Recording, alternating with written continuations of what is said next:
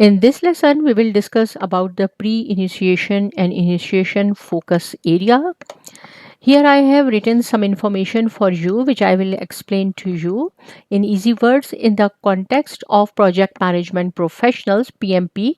Pre-initiation refers to the work that happens before the project is formally authorized. As you know, when the charter is approved, then we can say the project is formally authorized. So before making the charter, we have to do some work that is called the pre-initiation work. Although the pre-initiation is not an official process or the focus area in the PMP, it's commonly used term to describe the activities that lead up the project initiation. Means with the help of pre-initiation work, we have to find out whether we have to proceed with the project or not. So in order to make the pre-initiation work, the first thing we have to do, that is called the needs assessment. What does it mean? Needs assessment means we have to assess whether the project which we are going to start, we really need it or not. In project management and the project management professionals context, needs assessment is the process of identifying. First we identify the project, then we analyze, and then documenting the business problem. Means what problem we are going to discuss in our project, opportunity or need that a project is intended to address. It helps determine whether a project is a right solution and what comes outcomes it should achieve. So actually the needs assessment typically answer the following question: what problem are we trying to solve? Why is this project needed?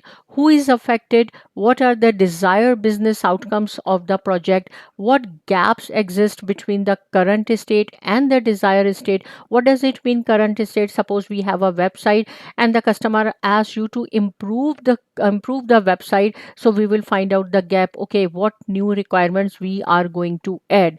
Are there alternatives besides starting a project? So needs assessment will answer the following these six questions at least. But if these six questions are satisfied, then we will decide whether to have to proceed with the project or not. So key components: first is the current state. Here I have just written the information. In the next slide I will give you the example in order to understand what does actually it means. Current state, understand the existing situation. Desired future state, define what success looks like.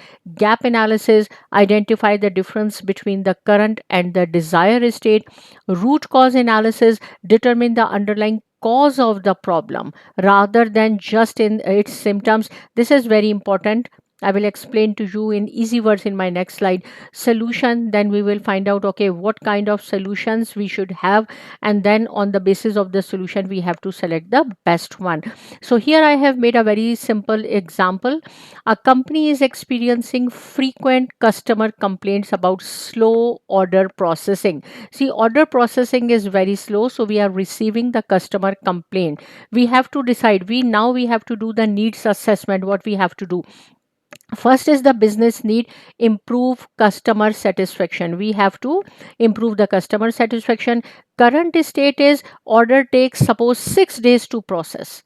Desired state, what we want to do, order process within 24 hours. So this is the gap is between the current state, difference between the current state and the desired state. So there are 5 days delay. What is the root cause analysis? Then we have to find out the root cause analysis, why they are taking 6 days and how come we are going to reduce in 24 hours. So the root cause is manual approval. Here the approval is manually and paper based workflow, so we have to make it automatic. Possible solution: automate the approval workflow, hire additional staff, redesign the business process. On the basis of this possible solution, we have to select the best one, and then we have to make the charter and we have to proceed.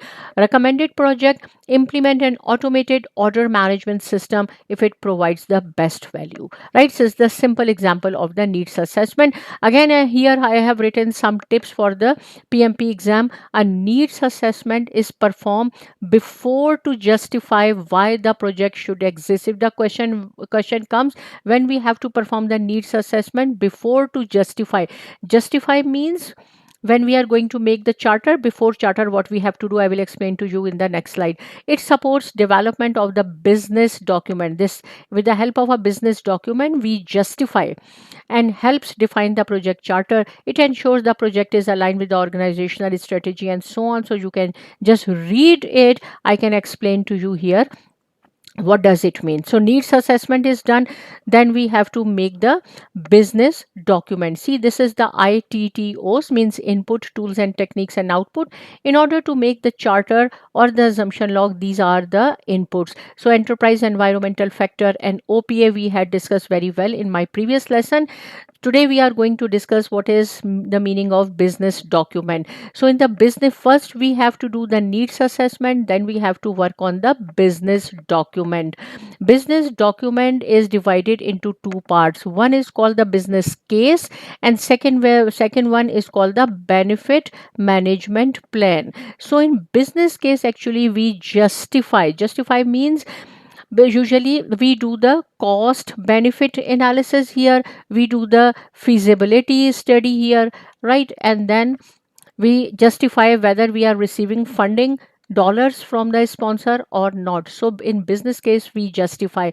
Cost benefit analysis means, suppose if the client asks us to make our website and we are spending 5,000 in the website, whatever product they are going to sell on the website, suppose they are making only 1,000, it means that is not good. Cost benefit analysis, whatever our cost should be less and our benefit should be more.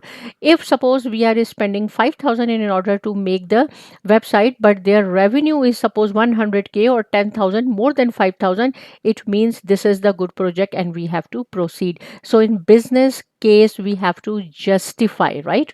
We do cost benefit analysis, feasibility study, and then is the benefit management plan. Benefit management plan, here I have written, the benefit management plan presents a summary of the project benefits expected by the business. What benefits, how we will measure those benefits, how we will sustain those benefits, who will be the benefit management owner.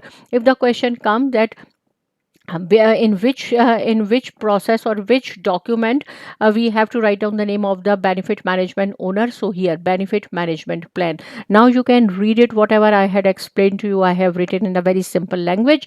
I think this is clear. So agreements is left, which we will discuss in our procurement. So keep in mind, these are the inputs in order to make the charter and the assumption log.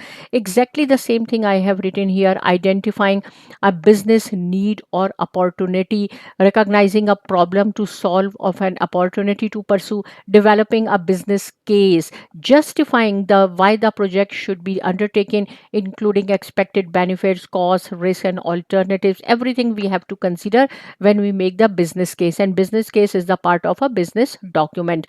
Conducting feasibility study means cost benefit analysis, performing initial stakeholder identification. We have to identify the high level or key stakeholders, assessing strategic alignment, selecting and prioritizing projects. We just write down whatever projects we are to going to make, and then we have to prioritize those projects. Securing a sponsorship funding, this is the most important thing.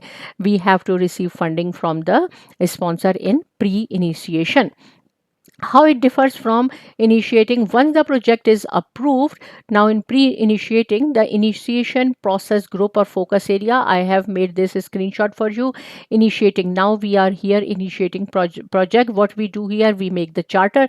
Keep in mind, in initiating focus area we have only two processes. One is the project charter and second is the identify stakeholder. So what we do here, creating the project charter, identifying the stakeholder more formally, officially authorizing the project and assigning the project manager if not already assigned. So when the charter is approved by the sponsor, then manager and all team members are authorized to use the physical and human resources of the project.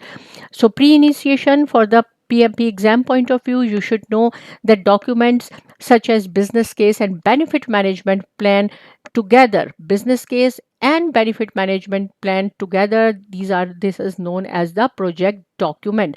When we have to create these before the project charter, because these are the input in order to make the project charter and serve as the key input to the initiation group. Project charter marks the formal transition from pre-initiation into project life cycle. In short, pre-initiation is the planning and evaluation phase before a project is officially authorized, while initiating begins once the organization decides to move forward with the project. Here, a common exam concept is first we have to do the needs assessment. After, if the needs assessment is okay, then we have to make the business document. Again, I will explain to you that business document has two parts: business case and benefit management plan. Then we have to make the project charter, because this is the input in order to make the charter. When the charter is done, we have to work on the project management plan, but this is the next focus area. Needs assessment identifies the needs. Here I have written a very simple language. Business case justifies the investments. We have to receive funding from the sponsor, and then we have to do the feasibility study, cost benefit analysis. The project charter formally authorizes the project, and project management plan defines how the project will be executed. For PMP exam point of view, if you are asked what a project manager should do when the underlying business problem is unclear. See, business problem is unclear, so the best answer is often to clarify and assess the business need. First you have to clarify what you are going to produce, and then you have to do the needs assessment. Then business case, you have to do the justification of the business case, then you have to make the project charter. I hope that this is clear to you. If you do have any question, please do not hesitate to ask me. Subscribe to my channel. Thanks for watching, and see you in the next video.